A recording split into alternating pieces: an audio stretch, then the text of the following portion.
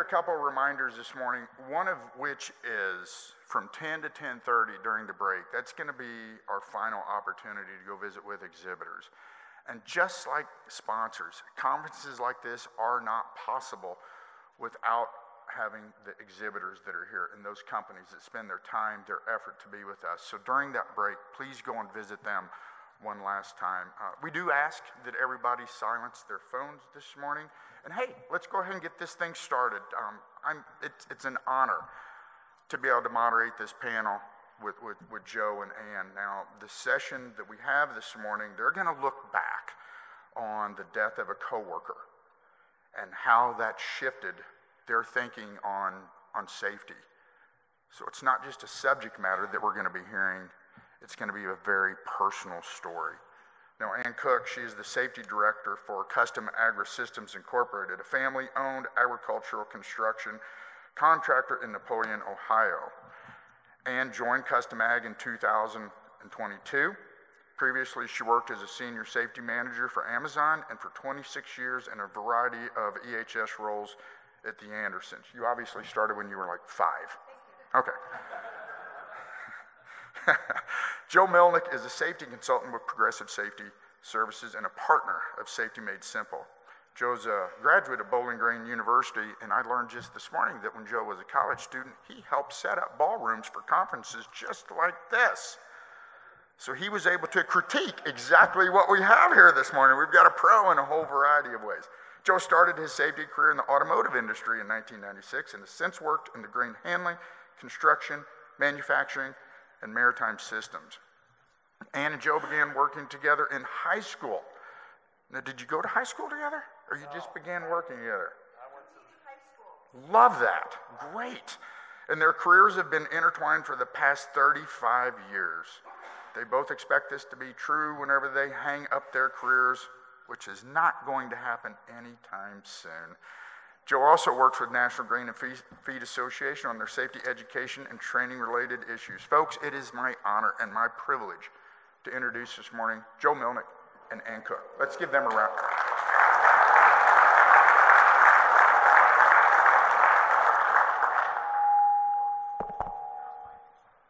I think you're too close to the podium, maybe? I don't know, I'm waiting for him to.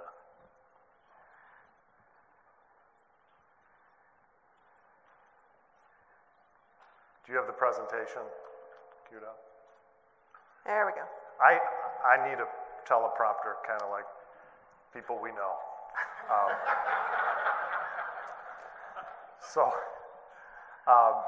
Let me back up here a little bit. I want to tell you a couple things about Ann. The one thing I know about Ann is, you see this picture here, she's, I don't know, 150 feet in the air in a crane basket. When I met Ann as an intern, she was terrified of heights. I remember holding her hand and her crawling on her hands and knees to cross a bridge up in the air, those types of things. But it goes to show you a little bit about Ann, that she conquers what's in her path, and that's what I appreciate about her. She's also an excellent safety professional as well. I'll tell you a couple funny things about Ann. One, we're talking about SIFs today. If she doesn't have her snacks at a certain time in the morning, she gets pretty angry. And the potential that somebody could get injured is very possible. The other thing is, and I think Mark Avery learned this just yesterday, if you get to know Ann, do not ask her if she ever played basketball. The answer is no. Because you will get hurt. But on a serious note, we're here today to talk about our friend Rod and our colleague Rod, who passed away on November 3rd of 2006. And the picture that you see here is a prayer card that I've been carrying around. You can see it's pretty beat up. I keep it in a piece of plastic. It was in my office for 3 years. I keep it in my briefcase. It's traveled thousands of miles with me over the last 18 years. And it's a reminder to me of how important our jobs is. I know our jobs are, excuse me. I know there are a lot of safety professionals in here. I know there's a lot of safety leaders. And what I mean by safety leaders is if you make decisions that impact people's lives, you're a safety leader. So it doesn't have to be a leader by title. So Our story today is a story of our friend and colleague who was killed in an engulfment incident. It's also the story of a company that shifted their direction after that happened. I think today's topic has a lot of connection with the HOP presentation yesterday. We were maybe a little ahead of the game there, but what you saw yesterday is taking it to the next level. Right. So that's, before I turn it over to Ann, that's what our goal today is, just to have some impact with this. When we thought about this presentation, I thought, talking about Rod would make a lot of sense. So part of our reason for sharing the story about Rod was because we recognized, looking back, that was a true watershed moment for the company's safety culture. It was such a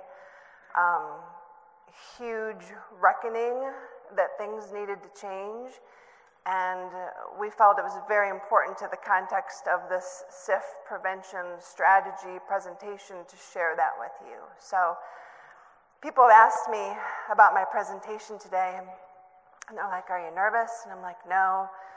I can't really say I'm excited to tell the story, but I know it's important. And I'll be honest with you, I haven't practiced this because it kind of lives rent-free in my head, as people like to say. But yeah, let's talk about that day on November 3rd. It was a Friday, and I remember I had packed my lunch, and I was sitting at the tables in the center of our office with the two guys who led our plant emergency organization, or fire brigade. Their names were Roger and Steve, and we had sat down, and I can remember vividly, Steve was sitting in front of me, Roger was to my left, and at that time we were kind of like the plant radio monitors. So we had a plant radio that had all the channels on it, and it would pick up any communications, and you were just kind of used to hearing the sounds and the cadence of people talking on the radio, track movements, what have you. And all of a sudden, at 11:30 that Friday morning, we remember hearing one of our grain operations coworkers, Sean, start yelling on the radio. "I need payloaders, I need people to come to tank 2. We have somebody buried in grain." And I mean, it was just like this time froze moment, and the three of us just kind of looked at each other, and then all of a sudden, Steve and Roger sprang up and ran to our PEO supply room to grab the rescue tube and some additional supplies. And that was all I heard. It was literally the three of us in the office that morning, nobody else. They left. I'm by myself, hearing what's happening on the radio traffic, having no idea who it is or what's happened. Now, one of the ironic things about that day, looking back, is that there were 24 grain tanks behind the building where we officed. And it was the tank that we could see the best from the back of our office. So if I went out the back door, I had a direct line of sight to what was happening. And had that happened in any other tank, I might not have been able to see it. But in this case, I basically did have a front row seat to what was going on. I just didn't know who it was or why it had happened. So at that point, the phones start ringing. This is pre-cell phones, or maybe they were just picking up and getting started, but nobody had them. But anyways, the plant landlines start ringing, our office landlines start ringing, and people want to know what's going on, what's happening. We've heard there's an emergency. And I have no information to share because the two people who know are outside dealing with it. So I'm getting bits and pieces, over radio communications and radio traffic, and I'm just trying to maintain kind of the office process. And then Roger calls back to the office on the phone, and he says it's Rod. Now, let me give you a little backstory on Rod and I. So everybody knew Rod. Rod was a very experienced, very tenured grain operations supervisor. He was not new. He was very well trained. He knew the processes and the grain operations very well. He was also my husband's high school classmate. He was also my landlord and my neighbor. So I lived 4 doors down from him and his wife, Jamie, and I used to babysit their oldest son, Colin. So when I heard it was Rod, the floor literally fell out from underneath me. Like I was so shocked that it would be someone so experienced and knowledgeable buried in grain. Like I couldn't even process it. So at that point, I'm, like I said, answering the phones, trying to tell people what's going on. Our PR person's on her way over. By the way, first week on the job, corporate PR. She's got to deal with this. And people are starting to come in the office, and I know that Joe is traveling that day, so I call him. I guess we did have cell phones back then, because I remember calling you, and you asked who it was, and I told you it was Rod, and it was just, kind of that moment of silence, like, oh my God. And so from there, the process was what it was. They were able to, pull him out, and he was gone. I remember his wife Jamie coming into the office, and I got to tell you this too.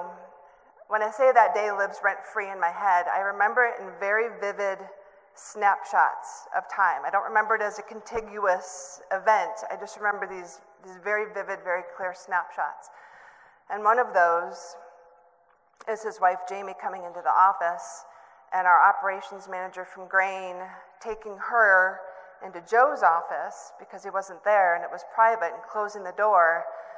And of course I could hear everything that was going on, and him telling her, what had happened, and her crying. I remember them taking her out to the tank, and they had Rod in the back of the, I don't remember if it was an ambulance or the coroner's. It was a coroner. Okay. Wagon, yeah. I just remember him being like on a gurney type situation, and I was looking out the back door of our office, and I could see her kiss his cheek, and that was just really, really crazy to see that moment between the two of them. I remember Rod's sister walking his mom into our office. So I've now seen, the widow and the mom experiencing their grief and their shock firsthand. And I remember it so vividly. She had a walker because she was, had trouble walking on her own, and she's just weeping. And we became this corporate hub for all of the responders, the family members, the company leadership and higher-ups, all kind of came to our office and dealt with things amongst all of us. And while it was nice to kind of be able to share that grief real time with other people, it was very, very stark, and just a moment I'll never forget. Yeah, as Ann said, I was traveling home. I actually got 2 calls. Roger and Steve, who she talked about, had just started to report to me. And Steve called me and he said, we had an engulfment. And I thought, we'll get them out, right? I mean, we've got 20 guys that are trained in this. Our company was at the forefront of grain rescue. Our company invented the rescue tube. It's called the Rinker tube. Mm-hmm. So we trained on this, and I thought, we'll just get this guy out. And he said, I'm going out there, but he didn't seem really optimistic, and Ann called maybe 5 minutes later. And I just remember, Ann, you saying, it's Rod. And I felt so helpless because I'm an hour out. And by the time I get there, this is a picture that was in the paper that I found. And these guys were the guys that were trying to get him out. His coworkers. Yeah, his coworkers and people that reported to him. And I got back, and his mother, and I think maybe, I don't know if his brother, were in my office. I had a couch in there and stuff, and they were sitting in there, and the facility manager. And I went out back, and what Ann mentioned, I saw Rod on a gurney, the color purple, that I can't get out of my head. And to see his wife, kiss him on the cheek for the last time, hardest thing I've ever seen, to have to see that. So You know, prior to this incident, our company was recognized as an industry leader. Like, we did a lot of talks at Jeeps, and people would call us and benchmark us, and people recognized who we were. And we had a robust internal safety management system that we built internally. At the time, there was another company out there, and most of you know who they are, came to our office. I think Ann was in the meeting with me, and our boss arranged the meeting, and he says, let's just give them, an opportunity to show us what they do. And when they were done, we showed them what we did. And they looked at us and said, you guys don't need us. We were really good at those types of things. We had a comprehensive auditing program. Ann and I were auditors. We spent more time together a lot of times than we did with our family. But that's what we did. That was a big piece of our program. We had employee training. We did classroom training. Rod sat in the front row of many of the trainings that I did. He was also the safety coordinator of that facility as well. We had online training to supplement that. We did hands-on. And the prior 5 years, we're feeling pretty good. We decreased our incident rates by 50%. But as I mentioned yesterday, it really doesn't mean anything. Right? We're riding high, right? Yeah, we're doing pretty good, right? Let's just keep doing the same thing. So you have something like this happen, and it's a punch right in the face. When I grew up, Mike Tyson was the boxing champion. And he has a line that everybody's got a plan until they get punched in the face. And we got smacked right in the face. And we sat there and said, how did we not see this coming? And we owned it. We owned it. We said, as auditors, how did we not ask the right questions? How did we not see this? The manager felt the same way. And we just knew that we had to make a shift. And that's, our lesson today is the shift that we made. And hopefully you can make this shift if you haven't already and change some things. So our CEO basically told us, our department, we have to make sure that this never happens again. So we put together what we called the Safety Improvement Initiative. And our CEO was on that committee, representatives from our 4 business groups, upper management, our safety department. I had the privilege of leading that team for 4 years, 2 years as an employee, and 2 years after I left the company to start consulting. It was, despite Rod's incident, it was the best experience I ever had. We had human resource corporate communications, as Ann mentioned, we want to get the word out to as many people as possible, and we brought in an external consultant. And we knew that what we were doing was really all we knew we could do. So we hired a company. At the time, there were a couple behavioral-based safety companies out there. One was Behavioral Science Technologies, BST. They were bought by Dacra. And they were in the forefront. We didn't really take the traditional behavioral-based approach, though, that you do observations and all that type of thing. And they had this system. We piloted at one facility, and it never really took off. But we knew we needed this different set of eyes, this different perspective. We needed a new path forward. And Luis Sanchez, I put his picture on this slide for a reason. He was the most influential person in my safety career, not because he taught me how to guard machines and fix extension cords, but he taught me strategies and philosophies on safety. And he was a dynamic character. I know, Ann, you want to talk a little bit about his background. Yeah.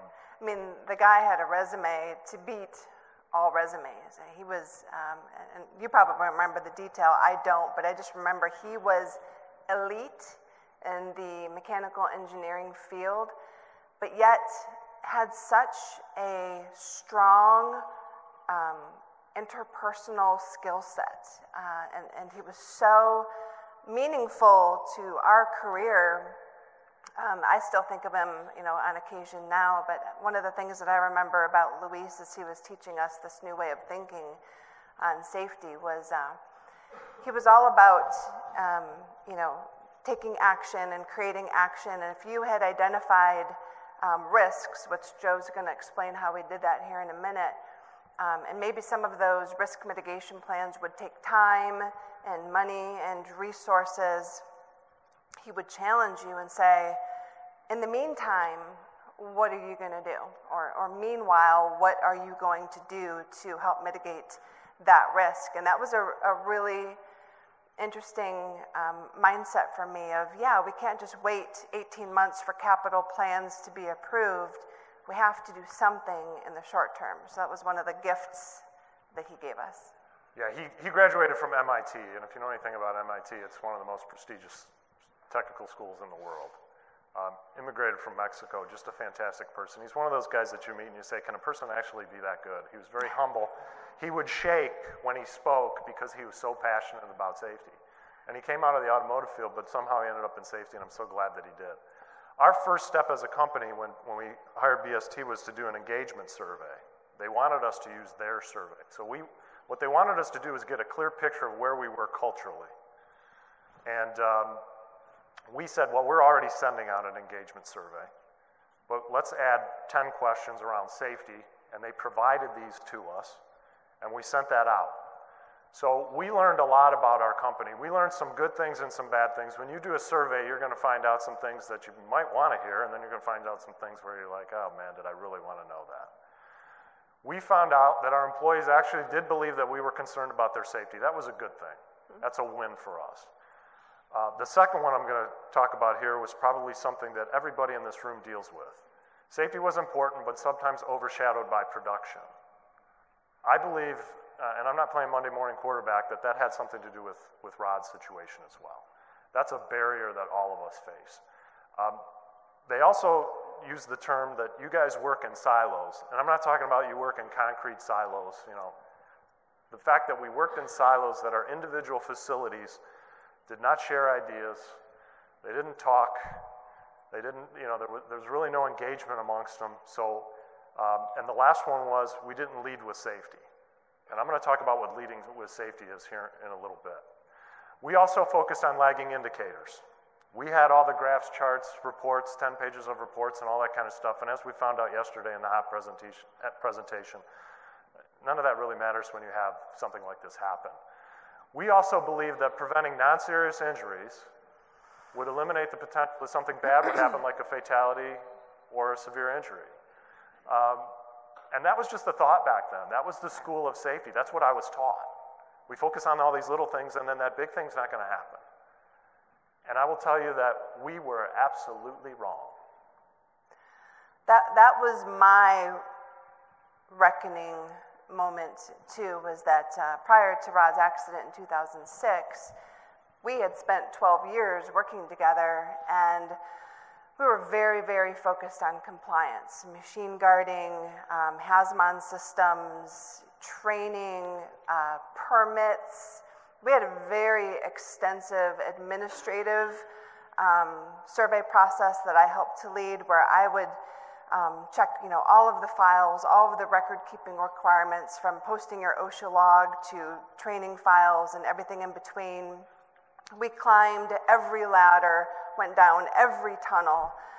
Well, I didn't climb every ladder. I climbed every ladder. Eventually. But it was very, very extensive and very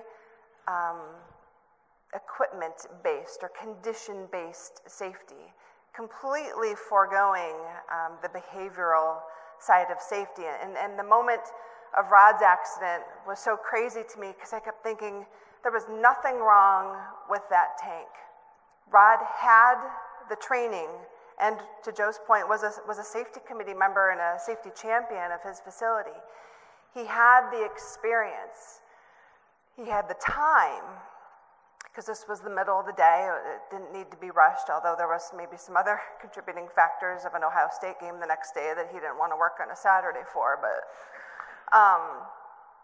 it was just that moment of, you can have a very, very safe facility and equipment, and people can still die. And that blew my mind, and frankly, almost made me quit, because I'm thinking, well, what the heck am I doing? I'm spending all this time auditing these records and this paperwork and training and climbing all the things and leaving my family behind to do all that, and people can still die? How is that possible? So when you start looking at SIFs, serious injuries and fatalities, and that, to me, that's somewhat of a new term. I mean, it's probably the last 5-6 years that term became very popular. And when you look at the data, what we see is that the number of non-serious injuries continues to trend downward, yet the number of fatalities continues to trend upward. So it's further proof that this belief that we had was completely wrong. So I want to talk a little bit about how we shifted our focus and kind of what we had to shift. So we had to really look at shifting from preventing non-serious injuries to serious injuries and fatalities. So back then we didn't use SIF, the term SIF. BST called it fatality prevention. If you're going to start somewhere, you got to start with those things. You got to find out what those are, and you got to do something about them. We wanted to shift from silos to employee engagement. We wanted to get people working, particularly the people that were down in the trenches. We also wanted to focus on exposure versus conditions. This is such a basic concept, but so important for anybody to just really understand this. You can have two concentric circles, a worker and a hazard. If they don't intersect, you don't have exposure. But when you have a worker and a hazard, and when they do their task, they get into their working interface and they interact with their tools, their equipment, their systems, and their processes, those two circles interlap, and that's where they interconnect, and that's where you have exposure, that little point right there in the middle that you see on that screen. That's exposure. So what it boils down to is people don't get hurt a lot of times by conditions. They get hurt doing something that put them in a situation that now they are engaged with this hazard that's in their working interface. So we also had to focus, as Ann mentioned, on shifting from a culture of compliance to one of concern for our employees.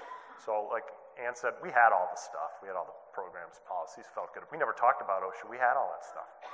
We weren't worried about that at all. But we had to get more concerned. We had to express that to employees. So, how did we make that shift? We did a leadership survey, which was kind of interesting. I know Ann was involved in it. I was. So I had a couple people reporting to me, and I think it's back there.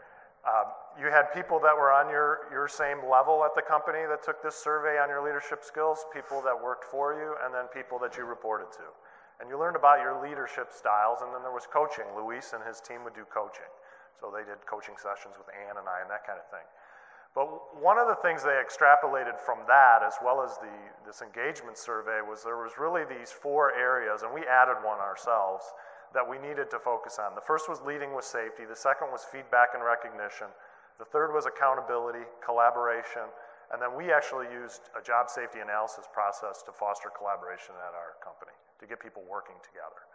So BST had some, and I was looking back at some of the, these courses were half a day, some were a day long, a lot of exercise, a lot of homework, a lot of follow-up and the coaching sessions. That about 89 to 95% at that time, what BST was estimating was that these serious injuries and fatalities were something to do with behavior. A lot of times choices people made or systems, or they didn't have safeguards in place, those types of things. And that 20% were based on conditions. So here we are focusing all of our efforts on conditions in the facilities, and really it's these interaction and this working interface that's causing the actual incidents themselves. So when I talk that working interface, when I mention that, that's when people interact with tools, equipment, processes, and their systems. So, opening a tank door, for instance, is a process that they had, a system in place that they have for doing that. I want to talk about leading with safety because I'll ask people, do you lead with safety? And they say, yeah, we start every meeting with the safety message. And I'm not saying that's a bad thing. But leading with safety comes down to really before you make decisions, when we make decisions, we consider the safety of others, the impact on exposure, and the effect they have on culture. So when I make a decision, and I'm glad you're taking the picture, because if I were here, this is the one I'd want you to take right here. This is what we want people to start asking before they make a decision. How does my decision affect the safety of others? Okay. We have to do this today. I'm going to make this decision that we're going to do it this way. What is the impact on exposure? So we just learned what exposure is. So we plan for a certain level of exposure every day when we come into the work environment. From the minute you wake up in the morning, you put your seatbelt on, you're planning for risk. There are situations where the level of risk is going to go up above what you plan for. And it's all of these things, when we looked at those lines yesterday that Andre was showing us, there are all these, the weather, different types of factors that impact things. So what is the impact on exposure? And the last is, what is the effect that they have on culture? So if I am a manager and I'm going to, I don't know, open a tank door or something like that, and I decide instead of sending somebody up on top and dropping a light down and getting a real good view to see if that door is flush, that we're not going to do that on that particular day. We're just going to send somebody up the ladder to shine a flashlight in there and make a judgment call. You know, I had a process that we normally used, and I deviated from it. What is the message that sends? You know, you probably have supervisors that will skip a step because of production or whatever it is, and I live in the real world, I understand, but that has an effect on the culture of the company. So when we look at leading with safety, you know, the behaviors that we look at, we want people to lead with is to promote cooperation and collaboration when they solve safety problems, to provide feedback on positive and negative safety performance, and to hold people accountable as well for their responsibilities. That's a piece of it. So collaboration actually builds trust, leads to better business decisions. We found that the trust level when we did surveys later of leaders went up after we educated folks and started to put these things into process. It also requires embracing and supporting ideas that you might not agree with. Ann and I didn't agree on a lot of things, but we always came to common ground on things.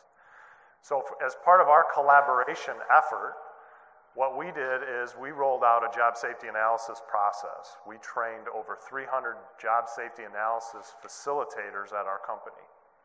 And this was where we were starting to get people to work as teams at facilities and identifying SIF precursors or activities that had the ability to seriously injure somebody or kill them. So these teams were made up of ops folks, managers, maintenance, and we targeted these activities that the frontline employees identified and started to really try to address just the exposure piece of it and drive as much exposure out of the workplace as possible. When I talk about feedback and recognition, that was another one of the educational efforts that we had. It was, the definition of that is providing specific information to your coworkers to affect their safety performance. So one of my pet peeves with feedback is when somebody tells me good job. Because what did I do that was so good, right? I don't know what I did.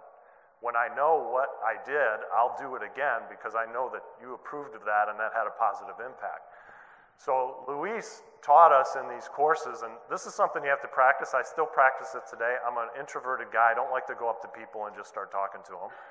But I force myself to do these things, and they work. This is, in the acronym, it's called CAR feedback, context, action, result. So when the behavior occurred, specific actions or behaviors that were effective, and the impact on the individual or the organization. So if I have a gentleman and I'm doing a walkthrough or an inspection with somebody, and I see somebody like this gentleman here, I think I vetted this picture okay, but with safety people in the room, they'll probably find something he's doing wrong. He's got, everybody's an expert. He's got safety glasses and a face shield on. And that's, you know, most of the companies I work with, we require that or goggles because it's the best way to protect them. So I would say, you know, his name's Chuck. I go up to him and say, Chuck, I noticed when you were grinding in the shop today that you had your safety glasses and your face shield on. We've had a rash of injuries over the years, people digging metal shards out of their face, out of their eyes, going to the hospital, bad stuff. By doing that, you're protected, man. Nice job. So what is he going to do? He's going to keep doing it. I gave him positive reinforcement. That's success feedback. There's also guidance feedback. You're going to run into the guy out there. We'll call him Butch. And Butch is using a grinder and he doesn't have a face shield on. So normally when I am with somebody, like maybe a supervisor, and I say, hey, shouldn't that guy have a face shield on? They say yes, and they stand there, and I go, well, you're going to say something to him, right? And a lot of the time they go over and he'll just jump all over this guy. Guy gets defensive, the opportunity's already lost. So with CAR feedback, we did the success feedback. This is guidance. Now I'm going to try to shift that employee's behavior to doing something that supports our safety effort. So I use context, action, result, desired action, desired result. So I go up to him and I say, Dean, I noticed that you were grinding earlier. You didn't have your shield on. I know you got safety glasses on. That's okay, but we really need to wear the face shield with it in conjunction. We've had a rash of injuries, guys digging metal out of their face. I'm concerned about you. Can you do that for me? You do that, I think you're protected. Chances are you're going to keep your eyesight. You do that for me? And he's probably going to say what? Yeah, I'll do that. Sure, no big deal. He's not defensive anymore. I showed expressed concern for him. But this is feedback that we were taught. I still try to use it. It's good stuff. You got to practice it. Repetition is so important. With accountability, around accountability, the no name, no blame kind of stuff is something that we focused on as well. I know Andre talked about that yesterday. Accountability is a positive thing. We put a negative spin on it because we always associate it with discipline. I got to hold you accountable. We got rules. You got to be accountable, that kind of thing. Effective leaders help people be accountable. You want people to be accountable for their safety and the safety of others. So you also want to get to the point in your company where if I see Dean doing something that, and I'm not his boss or anything, but I see him without a face shield on, that I know how to give him feedback and say, hey man, I'm concerned about you. We got to wear that face shield. You're going to get hurt. Let's get you home, that kind of thing. So we focus on commitment rather than compliance, set a lot of safety standards, those types of things. Some of the additional efforts that we did were we implemented a really robust near-miss reporting process. We reported to a guy that was actually the head of our fertilizer division, and he tasked me with this near-miss reporting. He had done some homework, and he said, Joe, I want you to figure this out. So we implemented a near-miss reporting program that really increased the amount of engagement, and it also really brought to light a lot of exposure that was out in our facilities.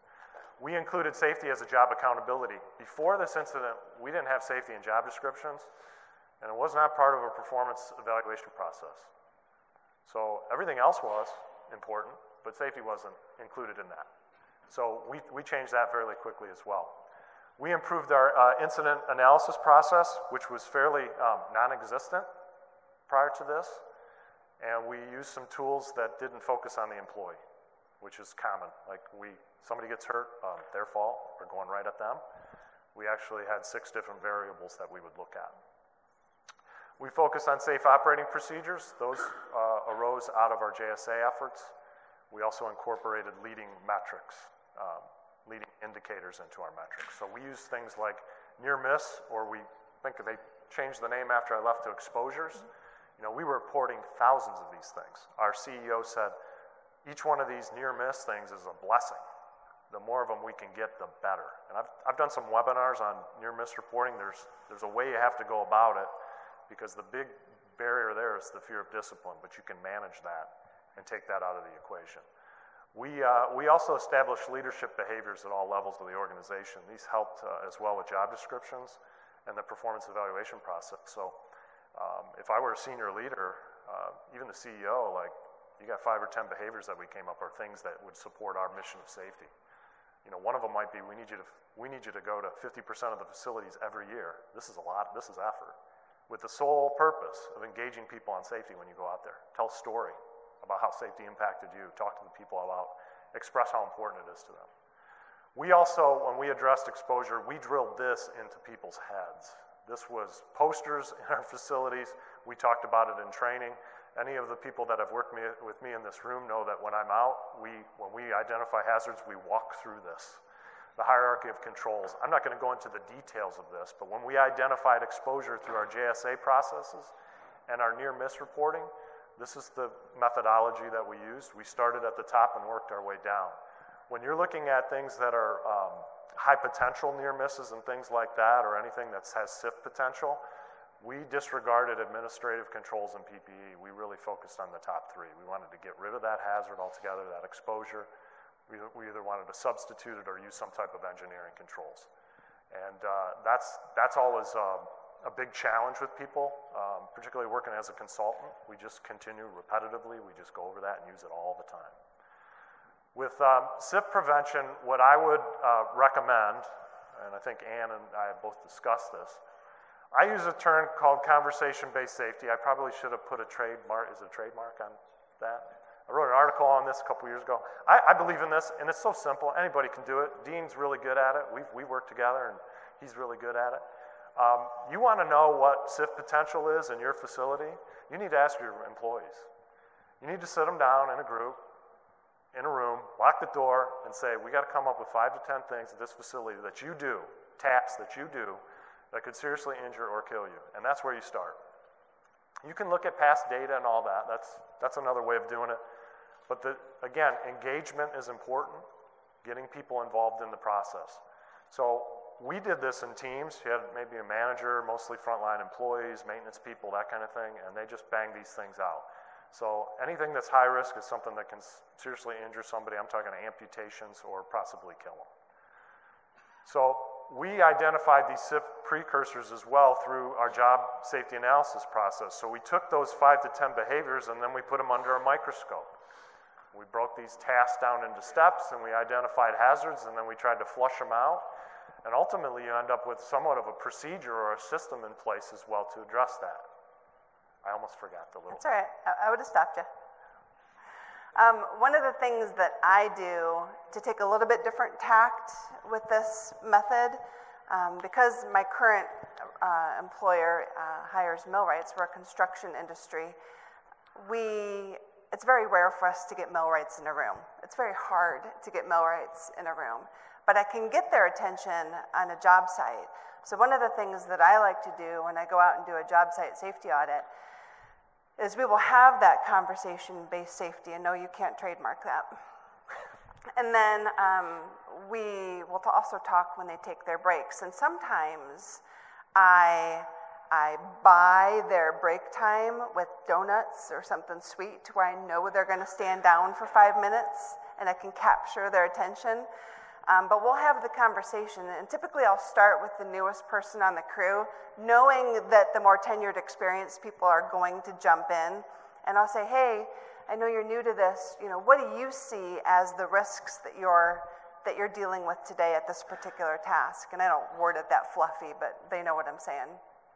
And they'll start rattling off things, and I'll say, great, you're working up in an aerial lift and you're wearing your fall protection.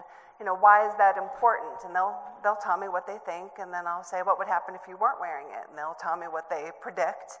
And we'll have those conversations, and I will capture that in my report so that people can see that we're discussing those things real time out in the field, that they're having those moments of recognition of, oh yeah, I wasn't really thinking of my portable hand drill as a high risk activity, but Ann was talking about that we've had a lot of potential injuries with drills, and now I know what to look for. And it's just a really great and effective conversation, and it's very subtle. They don't feel like I'm preaching to them. It's in an environment where they're comfortable, so we're meeting them where they are instead of bringing them to me in a classroom, and it just works really, really well. So what we did 2 years ago when I held our first OSHA 30 for construction class with all of our crew leaders is we went through this process of what do you see as the most dangerous things that you do out in the field? And they told me what they thought, and we listed them all out on a piece of paper. And then I explained to them what my history has shown, and this is kind of where the light bulb went on. There is a perception within the safety industry that the most dangerous work is non-routine work. And I was in that camp too for a very, very long time, until at one point in my career, I sat down and I started thinking about all of the significant and serious injuries and fatalities that I had experienced or dealt with over my career, and I put them in a matrix, and I charted them on frequency and severity. And I'll be darned if every single one of those incidents didn't land in the same quadrant on this matrix. And it wasn't the infrequent work. It was the frequent work. It was the routine stuff where people were getting killed or seriously injured. And that was another reckoning moment or a light bulb moment for me, like, holy cow, it's not the non-routine stuff that we do once or twice a year. It's stuff that we're doing all the time. So now we had spent all this time and energy and effort going after job safety analysis for non-routine work, completely bypassing or foregoing the stuff that they were doing every day where people were getting injured and killed. Like, that was a huge shift for me and for us to recognize now we've got to do JSAs for coupling rail cars and, the things that grain elevators do all the time, loading rail cars. So that was just an interesting point that I wanted to share with all of you, that you don't want to just focus your JSAs and your job hazard analysis on the non-routine work. You really want to think about where is the danger, and use your own company history as the guide for that, and you'll see it maps out consistently with what I just said. I think we're going to get moving real quick here. I think we're going to be up against our time soon. We did have a great near-miss program. I say great. I mean, I think it was pretty damn good. We were reporting thousands of near misses a year by the time I left the company. One of the things that I really liked was we used near misses to break down these silos to communicate. So when a near miss was entered into our system, it shot out to other facilities. And they would grab these, supervisors would grab them, and they would go over these with their employees. And you saw employees say, hey, somebody else provided value. That could happen here. Wow, didn't know that. And then they really started to snowball. We also had what we called high potential near misses. And high potential near misses were things that, this is a near miss that you look at and say, hey, that could seriously injure or kill somebody. Those near misses, we didn't want company leaders to get 1,000 near misses because they just start, delete, right? But one comes across, it's important. We found that most of our leaders in our company, and this is no fault of theirs, they were not operations people. We were fortunate to have a CEO that was in operations, but a lot of them weren't. We called them bean counters. We were educating them on the exposure and what could possibly happen in their facilities. So that's, the idea of high potential with near misses was really important for us. So this is basically what I just explained to you, and that was how I differentiated our efforts and our resources. Was I stopped focusing on what I thought non-routine meant, and we just went after what was high risk. So I just wanted to touch briefly on HOP. I'm not a HOP expert. The presentation yesterday was great. They have a rock star working at Bungie, in my opinion, with what she does. We think we were HOP before HOP was cool. We draw a lot of correlations to what we were doing back then to what's going on now. They just took it to the next level, which is awesome. The people are going to err. People are going to make mistakes. That's human nature. Errors can be anticipated. We can put safeguards in there. You kind of have to look at this fail-safe mentality. November 3rd, 2006 was avoidable. There were a lot of things that we could have done differently. I forgot to tell this at the beginning, but when I showed up the next day after Rod had passed away with my boss, we walked out to this tank, and Sean came over, and he said, would you like me to drop a light in through the top of the bridge, and you guys can get an idea of whether the door was flushed or not? And I said, do they normally do that? And he said, yes. They didn't do it that day. So we went up there and stuck our heads in there and let our eyes adjust, and we looked, and my heart sank to my knees because that was the thing that would have probably saved a life. That was a piece of the procedure that was normally done. Later we found out by talking to employees as well that there were other things in the past that they used to do that over time they just weren't doing anymore. There was these threaded rods the guides told me about that they would put in there. They would sometimes just put a payloader bucket up against there. I don't know if that's going to hold or not, but it's something. They had these other safeguards that they would use, and they didn't use any of those on that particular day. So we learned that. So this mentality of, you got to fail safe, have safeguards in place is really important. So, in wrapping up today, recommendations for companies, HOP it's a big animal, right? Yesterday, it's complex. And I know like a lot of my clients aren't probably going to go full-blown HOP. But there are some basic things I think that you could do that will only cost you time. And they are, making sure that you incorporate this concept of the working interface. That's where people get injured. Implement strategies to flush out exposure, things like job safety analysis. Implement that higher of controls thinking, that strategy, that methodology when you identify hazards, and more importantly, lead with safety. Get people to lead with safety. I want to thank you for letting us tell Rod's story. We've never shared this story in a large group before. I've done it in small little groups, and it's usually pretty impactful. We got to the point in our career where we thought like Rod would want us to do this. It's a significant time has gone by. There is not a one-size-fits-all approach to safety. You kind of got to try different things and see what works for you. And we read a book at Safety Made Simple called The Infinite Game, and we believe that safety is an infinite game. You will never reach the finish line. In fact, we went to a conference, learning and development conference in New Orleans in May, and Matthew McConaughey was there. He was the speaker, the keynote. And he said in his life that he never wanted to reach the finish line. He was always going to keep moving that. And when he died, he hoped he was just grasping for it. And in safety, that's what we have to do. We got a little comfortable back then, and I would never let it happen again. Now, Mark Avery told me he was going to heckle me today, but I want everybody to give Mark a round of applause. He is retiring after Jeeps, I understand. And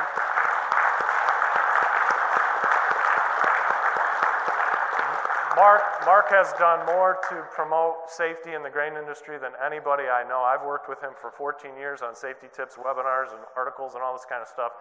He's so dedicated to it. I was actually a little sad, didn't shed a tear, but I attribute a lot of where I am today because Mark helped me along the way. So he was a godsend to me. So thank you, Mark. Let's give Joe and Ann a round of applause.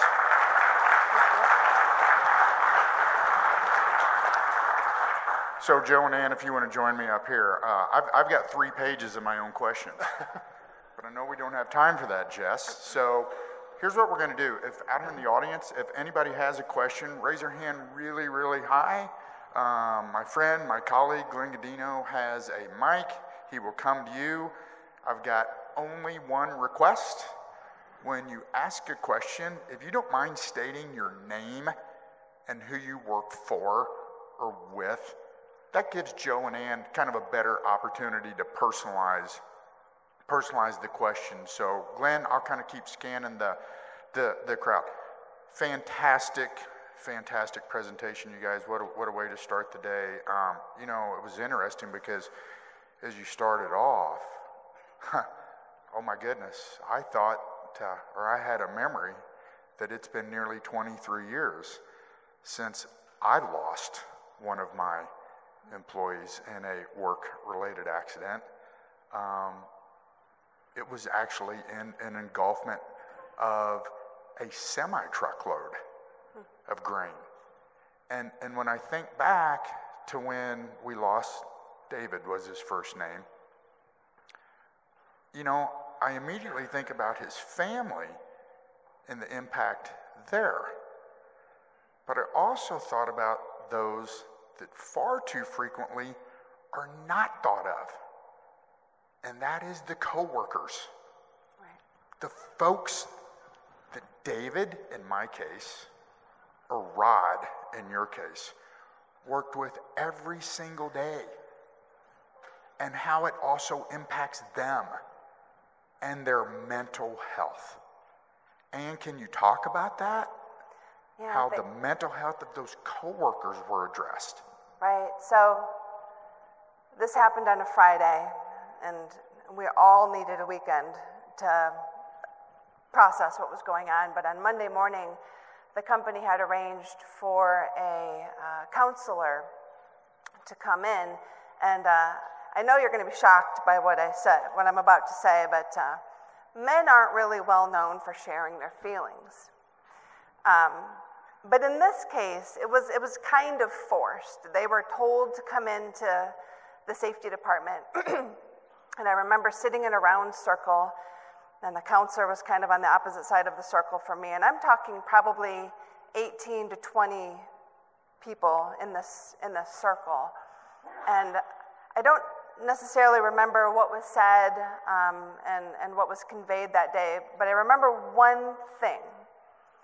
The counselor said, when there's a traumatic event, whether it's at work or at home, you have 48 hours to affect how that's going to live in your mind and how that's going to affect you as a person. And so you have to talk about your grief and about what you've experienced in that first 48 hours to prevent some of that long-term trauma from affecting you later on. And that was something I've never forgotten. And I've had other unfortunate events that have happened in my career since then, and I've always remembered that first 48 hours is so critical to their mental health, and you have to get people talking about it. You can't just say, I'm too macho, we're not going to talk through this.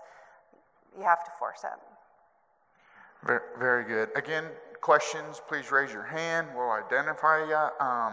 Glenn, while you're making your way to the gentleman in the front row, Joe, I've got a number for you as well. But let's go back to let's go back to SIFs. Of all the efforts that you've tried to prevent these, what was the one thing that's had the most impact? I think it's when you can sit down with these groups of people and the people that are in that working interface and identify those 5 to 10 things that can seriously injure or kill them. That's that conversation-based safety. You know, another thing that, as a consultant, I work with a lot of managers, and if I can just get them, I challenge them a lot to just at the beginning of each day, they usually have a meeting anyway, and it's to just talk about, you know, what are we doing today? What can seriously injure or kill somebody, and what are we going to do about it? And it doesn't have to be a formal checklist or anything like that, but I think that's a big, just get people to start talking about it. Yeah, really, really good point. Gentleman in the front row, and again, if you don't mind just stating your name, who you're with, please, and then who you're addressing your question to. Thanks. Absolutely. My name's David Knoll with Purdue Agribusiness, and Ann, my question is really specifically for you. You mentioned that the highest risk, or that a lot of the things that you had looked at, the highest risk was in routine job tasks. And we're currently sorting through this right now, today actually, in our business. And what would you recommend? So you have written policies and procedures in place, correct, for routine tasks? Routine, yeah. And where you identified that that's the highest risk for serious injury or fatality, what would you suggest or recommend that folks could do for those routine tasks that they already have looked at, have a standard operating procedure or policy for, things like that? What have you implemented anything, or do you have any suggestions to what you could do to lessen that impact? Actually, it's what Joe just expressed. It's, you know, you can have the greatest standard operating procedures, but then it really falls back to Andrea's black line, blue line reference yesterday, and the procedure only gets you so far until all those variables start sprinkling in. So what we've found to be the best mitigator of that is those daily pre-shift, pre-job conversations. You know, hey, it looks like it's going to rain, or hey, that ladder over there doesn't look like it's, you know, in the greatest shape. We talked about this, I forgot to mention in my presentation, but I work with millwrights, we do construction, we do repairs and service work. My millwrights have told me one of their biggest dangers and risks is climbing ladders, and not because of the fall potential per se. They've all experienced a ladder rung coming off in their hands on a farm job. Typically doesn't happen on the commercial side of things, but some of these farm bins that have been around for decades and haven't had much love or attention have some sketchy rungs on them, and they've all had somebody pull one off, you know, 40 feet in the air. So having a few examples ready to share with them about how to illustrate this routineness feature was important, and then that really becomes their conversation starters for their daily pre-shift discussions. Very good. Any more questions? We've got a couple more minutes. Any more questions? Please get your hands up. I've got a question that I'd like both of you to address, but I'm actually going to make it a two-parter. I think overall what I heard this morning was culture, right? That's what I heard. And oftentimes in culture, it's, well, this is the way that we've always done it. That's tough, because that is a culture that is embedded. So I want both of you to address that, but then follow it up with conversations. At my previous employer, we did this, and weekly, these coffee conversations. You sat around tables in small groups. So culture and the importance of conversation, and then we may have time for one more question before we wrap up. Culture and conversation, please. You know, I think the culture piece is the way we've always done it. This is just the way, it's the most frightening term you could probably possibly hear. And if that's the mentality at an organization, it just tells me all the more that you need to focus on these programs that we've talked about, or these processes we've talked about today, to really look at what are you doing, and do you have safeguards in place for that? My response to that would be something I had a mentor, excuse me, a mentor and a supervisor earlier on in my career who would challenge that statement about this is how we've always done it, and he would say, were you good or were you just lucky? And I've never forgotten that, and that is always the first thing I come back with when someone says we've always done it that way and no one's ever gotten hurt. Were you good or were you just lucky? And there's always this head nod of, yeah, you're right, there was some luck involved. Doesn't mean you were any safer, it just means you dodged a bullet. Folks, we've run out of time for this session. Let's give Ann and Joe an incredible round of applause. Thank you guys so much.